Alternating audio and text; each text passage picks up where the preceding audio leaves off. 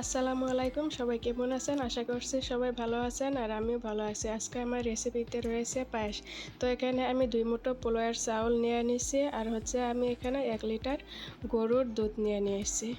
তো দুধটাকে আমি চুলায় বসিয়ে দিয়েছি। এখানে দিয়ে দেবো চাউল। তো এভাবে আমার দুধটাও জাল হয়ে যাবে আর চাউলটাও ভালোভাবে ফুটে যাব। চাউলটাকে দিয়ে ভালোভাবে নাড়াচাড়া করতে হবে, না হলে কিন্তু চাউলটা তলে লেগে যেতে পারে।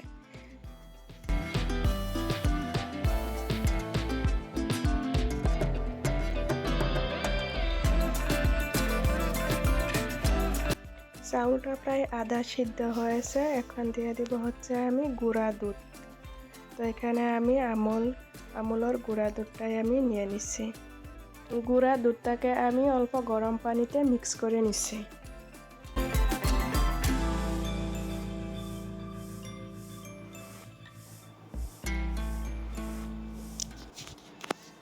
এখন দিয়ে দিব আমি 3টা এলাচ। এলাচটাকে দিয়ে একটু নাড়াচাড়া করে তারপর আমি এলাচ 3টাকে উঠিয়ে নিব।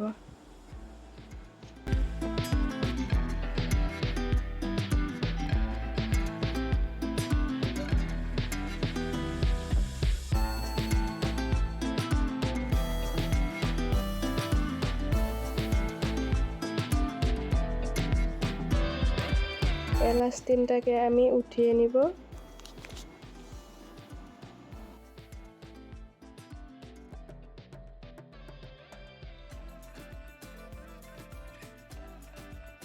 পায়েস রাঁধতে হলে এভাবে অনবরতে নাড়াচাড়া করতে হবে, নাহলে কিন্তু তলে লেগে যেতে পারে। তো এখানে আমি দেখে নিব চাউলটা সিদ্ধ হচ্ছে না নাই। চাউলটা আমার সিদ্ধ হয়ে গেছে। এখানে দেখতে পাচ্ছেন আপনারা, আমি এখনও কোনো চিনি অ্যাড করিনি। তো এখন দিয়ে দিব স্বাদমতো চিনি। আপনাদের ঘরে যদি কনডেন্স মিল্ক থাকে তাহলে কিন্তু আপনারা কনডেন্স মিল্কটাও অ্যাড করতে পারেন, কিন্তু আমার যখন নাই তখন আমি চিনিটাই অ্যাড করছি।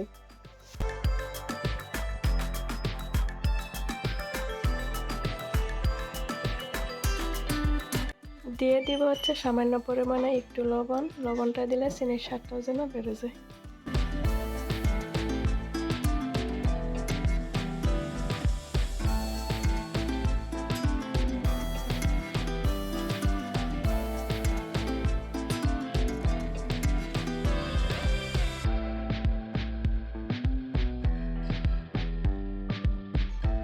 এখন আমি দিয়ে দিব কাজু আর কাঠবাদাম।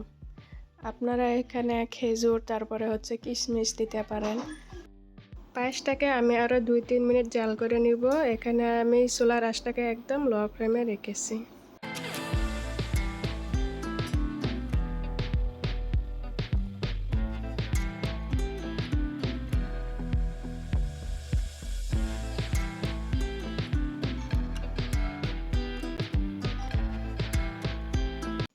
আমার পায়েস রান্না শেষ। আজকের রেসিপিটা কেমন হয়েছে যদি ভালো লেগে থাকে সবাই লাইক শেয়ার কমেন্ট করবেন।